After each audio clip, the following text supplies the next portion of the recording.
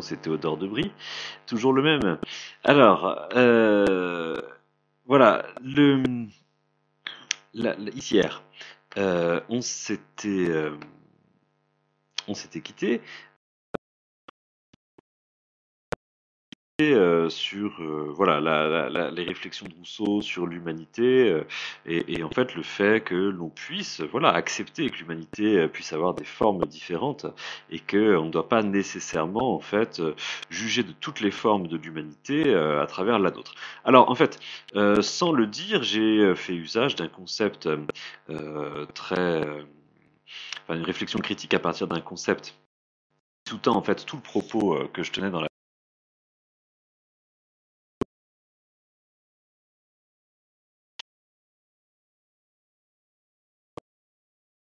à partir de radicaux grecs, qui signifie mettre son peuple au centre, sa culture, si l'on veut, enfin ses habitudes, au centre. Voilà, ethnocentrisme forgé à partir, enfin par analogie avec géocentrisme et héliocentrisme, deux autres notions dont nous aurons beaucoup à reparler. Alors, l'ethnocentrisme, donc, c'est la tendance à juger des autres peuples, à juger des autres formes d'humanité, en les ramenant à la nôtre, en les comparant à la nôtre, et donc en supposant, en estimant que notre forme d'humanité constitue le modèle de toutes les formes d'humanité, et que par conséquent, des attitudes qui ne correspondent pas je sais pas, aux nôtres ne sont pas dignes d'être désignées, d'être décrites comme humaines. Voilà. Alors, l'ethnocentrisme, c'est un préjugé en fait qui est voilà bon, qui est commun à tous les hommes. Enfin, je veux dire, c'est pas seulement aux Européens qui ont conquis l'Amérique au XVIe siècle, même si ils en donnent évidemment des illustrations parfaitement frappantes.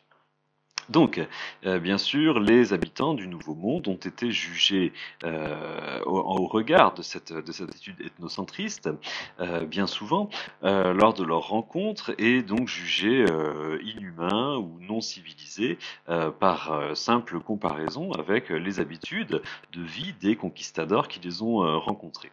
Alors, Montaigne résume cette notion d'ethnocentrisme par une citation demeurée célèbre. Alors, bien sûr, le mot ethnocentrisme n'existe pas à l'époque de Montaigne. Hein, c'est un mot de création beaucoup plus récente, même s'il est créé à partir de radicaux grecs. Et Montaigne, pourtant, avait parfaitement compris l'idée, même si il n'employait pas ce mot-là.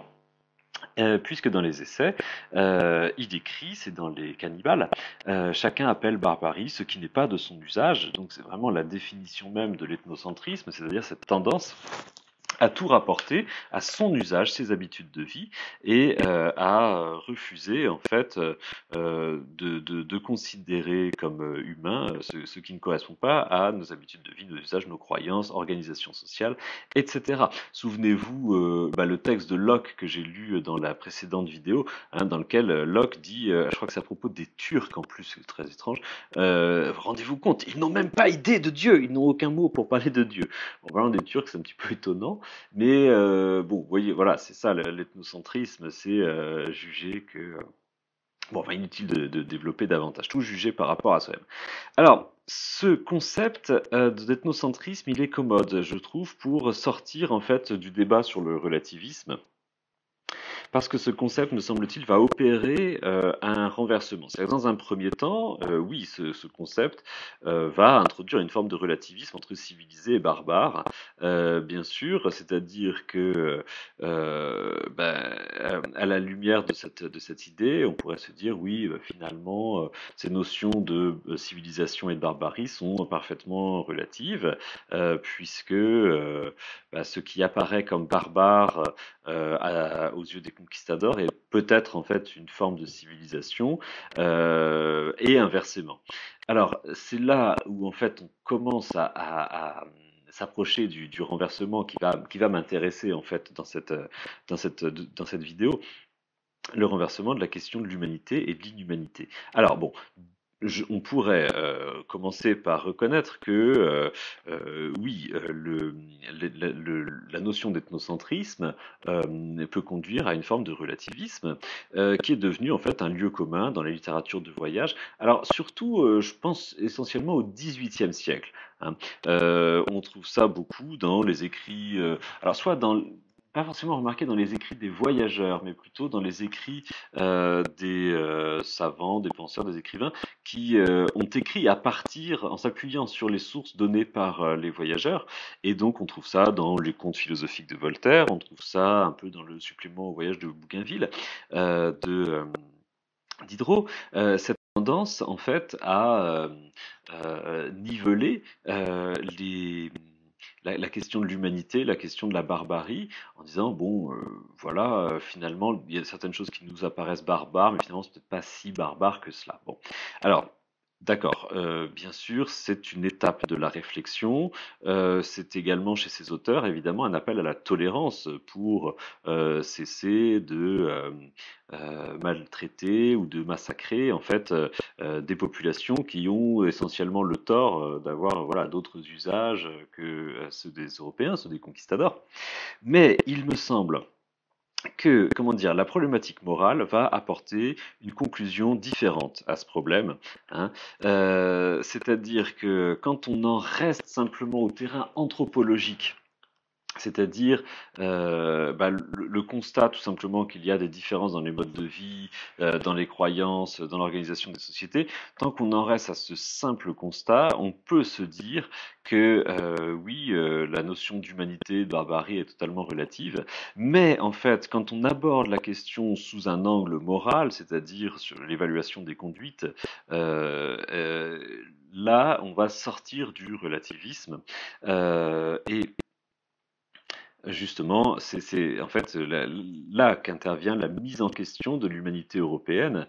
Alors, c'est sans doute pas chez voilà, la majorité des gens qui ont vécu à cette époque, certainement pas. C'est d'abord une mise en question, une problématisation qui est apparue chez des penseurs rares et tout à fait exceptionnels, hein. Et il ne faut pas du tout imaginer que le XVIe et le XVIIe siècle constituent une sorte de raz-de-marée, de crise de conscience de l'Europe par rapport à elle-même, certainement pas, hein. Il y a des consciences éclairées qui posent des questions et des gens bon, qui lisent leurs livres et qui probablement sont eux-mêmes amenés à se poser des questions, mais n'allons pas imaginer qu'il y a une crise au sens de prise de conscience de la société, hein. C'est pas du tout, je crois ce qui s'est passé à cette époque-là. Bon, bref, en tout cas, si vous voulez, le problème, c'est ça. Qu'est-ce que c'est enfin, comment peut-on décrire un comportement inhumain? Et est-ce que l'inhumanité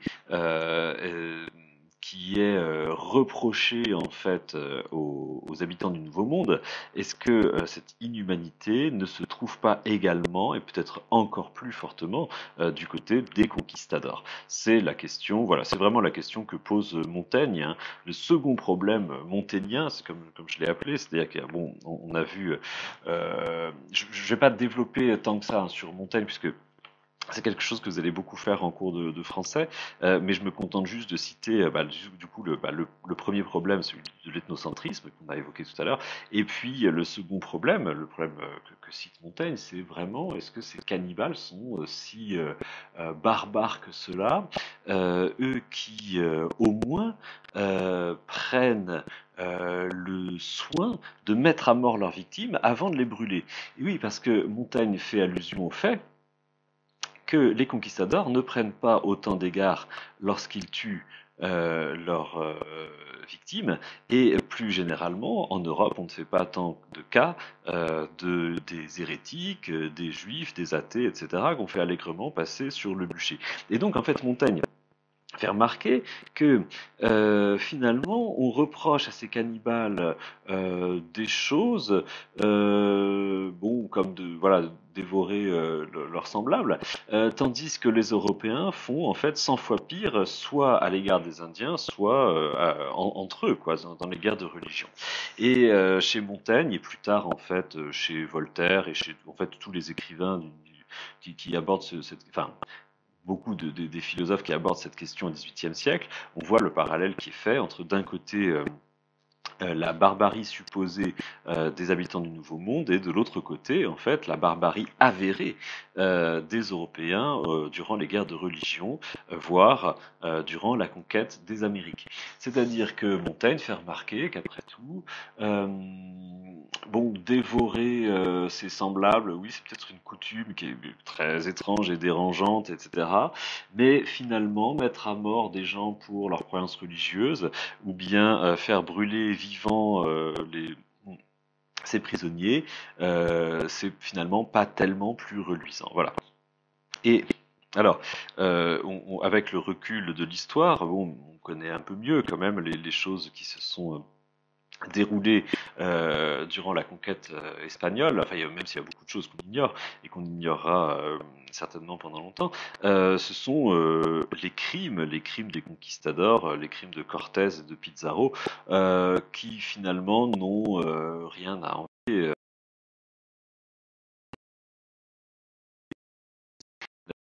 des habitants du Nouveau Monde. Alors Cortés et Pizarro, alors Cortés, c'est le représentant du roi dans la Nouvelle-Espagne, et c'est lui qui mène la conquête en fait du Mexique. Pizarro, c'est lui qui mène la conquête du Pérou, c'est-à-dire de l'empire Inca. Alors Cortés s'attaque à l'empire aztèque au Mexique et Pizarro s'attaque à l'empire Inca au Pérou. Alors, le Pizarro et Cortés sont restés pour l'histoire vraiment les prototypes en fait des conquistadors sanguinaires. Leur histoire est même étonnante parce que finalement l'un et l'autre se sont bon véritablement comportés comme des monstres. Mais en fait ils ont conquis des empires immenses avec une poignée d'hommes, mais des soudards sans scrupules. Enfin voilà. Qui ont semé partout la mort et la désolation. Alors, c'est-à-dire que Cortés avait seulement une armée forte de quelques milliers d'hommes, je crois. Il s'en est pris à l'Empire aztèque. Et les Aztèques, ne l'oublions pas, étaient, enfin, on a tendance à sous-estimer ce fait. Les Aztèques étaient en fait une civilisation extrêmement développée, extrêmement urbaine, en fait. C'est-à-dire que on estime aujourd'hui que la ville de Tenochtitlan, c'est-à-dire en fait l'actuel Mexico, était probablement en 1500 la ville du monde la plus peuplée, puisque selon les estimations, elle aurait compté, si je ne me trompe pas, quelques 500 000 habitants, ce qui en ferait probablement la ville ou l'une des villes les plus peuplées du monde de ce temps, hein. Les Aztèques étaient donc vraiment une civilisation extrêmement développée, extrêmement urbaine. Ils avaient résolu tout un tas de problèmes en fait liés à l'organisation de la vie sociale dans des grandes communautés, des grands ensembles, hein. Et ils avaient développé un art tout à fait admirable, des techniques extrêmement avancées dans tout un tas de domaines. Alors notamment quelque chose qui est très étonnant, c'est que c'était quand même de grands bâtisseurs, euh, mais des bâtisseurs qui ignoraient deux choses. Pourtant qui semblent absolument capitales, c'est l'usage de la roue et la connaissance de la métallurgie. Plus exactement, la seule métallurgie qu'ils connaissaient, c'était la métallurgie de l'or, ce qui n'est pas très utile pour faire de la maçonnerie. Alors que par contre, avoir des outils en acier ou au moins en fer, c'est quand même très utile pour la maçonnerie, pour construire des villes, etc. Mais voilà, il se trouve que les Aztèques ignoraient tout en fait de cet art, et ça ne les a pas empêchés de construire des villes étonnantes, et les Incas de même, les Incas de Pizarro. Alors, il se trouve que Cortés et Pizarro donc n'ont pas du tout en fait anéanti de minuscules sociétés tribales plus ou moins primitive, hein, pas du tout. Alors c'est l'image que même en ont donné. Et donc quand on regarde les témoignages en fait de leurs troupes, vraiment, les écrivains de cette époque font assaut de qualificatifs plus sanguinaires et barbares pour décrire les mœurs des Aztèques et des Incas, hein. Mais en réalité, vous voyez, c'est là en fait une œuvre un peu d'intoxication, enfin disons d'auto-justification plutôt de la violence qui a été employée contre les Aztèques et les Incas. Ah oui, petit détail, les Aztèques étaient vraiment...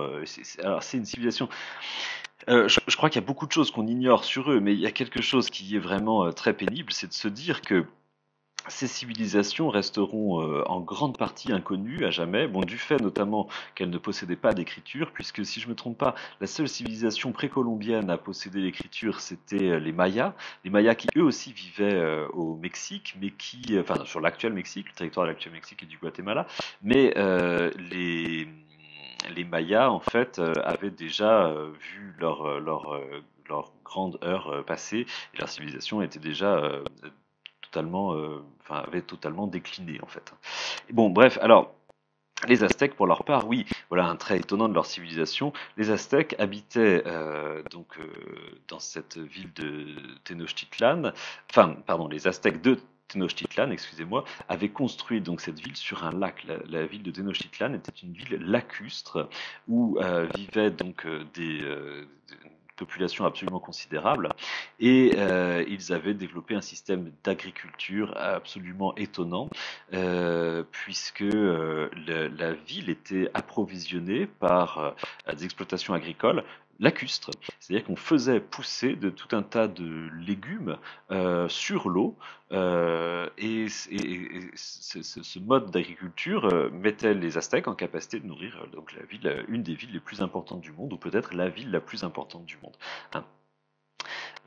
C'était vraiment une civilisation absolument étonnante. Oui, et dernier détail, Tenochtitlan, la ville qui était donc l'une des capitales des États aztèques, parce qu'il y avait en fait une multitude d'États aztèques différents. Tenochtitlan est en fait le lieu, le terrain sur lequel est bâti aujourd'hui en fait l'actuel Mexico. Hein. La ville de Mexico, qui est donc qui est toujours restée en fait une des villes les plus importantes du monde, a été construite sur les décombres du lac. La ville aztèque de Tenochtitlan et donc dans Mexico on voit encore certains monuments de l'époque aztèque qui n'ont pas été tous démolis. Par exemple je crois que la place principale de Mexico c'est la place du Zocal, et le Zocal en fait c'est une sorte de monument religieux aztèque qui a échappé à la destruction ainsi que quelques autres. Hein. Il y avait aussi tout un tas de pyramides sacrificielles, puisque alors là par contre apparemment, c'est pas totalement un mythe, les Aztèques sacrificateurs sanguinaires, ça apparemment c'est avéré, hein, puisque les archéologues, je crois, ont retrouvé effectivement des dépouilles apparemment d'esclaves sacrifiés, vous savez, où on leur ouvrait la cage thoracique pour leur arracher le cœur, lors de sacrifices extrêmement sanglants, bien sûr, mais surtout extrêmement nombreux, c'est-à-dire qu'en fait on sacrifiait des centaines d'esclaves. Hein. Alors les conquistadors ont rapporté ce fait qui semble à première vue un peu douteux, mais qui apparemment, d'après les recherches des archéologues, semble quand même avéré. Après, les raisons de ces sacrifices profondes, on les ignore, il y a tant de choses qu'on ignore de ces civilisations. Bon, donc c'était évidemment pas des tendres, ces Aztèques, mais enfin, tout de même, ils ont été copieusement taillés en pièces, en fait, par Cortés et ses soudards. De façon absolument étonnante, puisque en fait l'Empire aztèque a vu sa population divisée, alors je ne sais plus exactement quels sont les chiffres, je crois par 10 pendant la durée de la conquête de Cortés, c'est-à-dire pendant finalement à peine quelques décennies. Et de façon plus générale, c'est la population entière, en fait, la population indigène entière de l'Amérique centrale et du Sud qui a été divisée par 10 au cours du XVIe siècle. Hein. Autrement dit, 90% de la population indienne a succombé au cours du XVIe siècle. Alors, bien sûr, il ne s'agit pas uniquement de faits de guerre. Hein. Je crois que l'arme la plus efficace, en fait, si je puis dire, qui a été utilisée par les conquistadors, ce sont les virus, qui, intentionnellement ou pas, ont décimé, en fait, le plus gros de la population indienne. Hein. On reparlera peut-être de ce fait. Les conquistadors, en fait, étaient, pour leur part, équipés d'une immunité immunité virale très importante du fait que les Européens avaient depuis longtemps acquis l'habitude consommer de la viande de porc et ils voyageaient dans le Nouveau Monde avec des porcs, et le porc en fait est un vecteur très important de tout un tas d'infections et de virus auxquels donc les Européens étaient parfaitement habitués, et les Indiens qui ignoraient le porc et ignoraient également les virus qui sont véhiculés par le porc, et donc ils ont succombé à des tas d'infections et de virus en fait qui laissaient les conquistadors indemnes pour leur part, parce qu'ils n'avaient pas l'immunité ils n'avaient pas le même patrimoine immunitaire, si vous voulez. Voilà. Alors, ainsi sont morts les empereurs Moctezuma, assassinés probablement par Cortés et ses sbires, l'empereur Cuauhtémoc, alors excusez mon accent aztèque, hein, je suis pas très au point. Cuauhtémoc, c'était le successeur en fait de Moctezuma. Alors Cuauhtémoc, lui, il a été torturé à mort, je crois. On lui a brûlé les pieds pour savoir où était. Alors je sais plus, il y avait toujours des histoires de cités d'or en fait, dont on voulait arracher le secret aux différents empereurs aztèques. Atahualpa, c'était l'empereur des Incas qui lui a été garrotté, donc étranglé à mort. Alors bon, il y avait toujours des plus ou moins divers prétextes, on faisait des parodies de procès, etc. Mais voilà, c'était vraiment la justice sommaire, et là encore, ce ne sont que ceux dont on a retenu les noms, parce que sinon, pour les innombrables multitudes d'Indiens qui ont été assassinés, évidemment, on n'a pas tout ce luxe de renseignements. Bon, d'ailleurs, ce brave Colomb, Christophe Colomb, hein, qui est arrivé dans les îles Caraïbes avec des intentions plutôt pacifiques, et qui fait plutôt un portrait très flatteur pour sa part des premiers habitants qu'il rencontre. Dans ses lettres au roi d'Espagne, il raconte que ces gens sont formidables, doux, qu'ils vivent comme au temps des premières heures de l'humanité. Enfin bon, il est absolument fasciné en fait par ce qu'il découvre. Bon, en fait, très vite même, ce bon colon, ce pacifique colon, s'est mis en fait lui-même à perpétrer les crimes qui allaient être les constantes de la colonisation de l'Amérique du Sud, puisque dès le second voyage, il établit des colonies, en fait. Non, mais il y a eu des colonies dès le premier voyage, je crois. Et en fait, aussitôt, l'aventure s'est transformée en un périple sanglant, au point même que Colomb a été quand même rappelé à l'ordre par le roi d'Espagne, qui trouvait le comportement des troupes espagnoles inhumain, et Colomb a même été finalement arrêté. Il est revenu en Europe, finalement les fers aux pieds en raison des crimes sanglants commis dans la colonie espagnole, quoi. Voilà. Donc, vous voyez, tout ça n'a pas tardé finalement à dégénérer dans le sang. Pour terminer, je voudrais vous faire part d'une analyse de la notion de barbarie qui est, me semble-t-il, extrêmement claire et passionnante. C'est l'analyse très célèbre que propose Lévi-Strauss dans Race et Histoire. Alors, Claude Lévi-Strauss, le grand anthropologue français du XXe siècle, dans cet opuscule Race et Histoire, dont je vous recommande la lecture, ça fait quoi? Ça fait 50 pages, 100 pages? Oui, ça fait plutôt 100 pages. Bon, enfin, c'est vraiment tout à fait passionnant.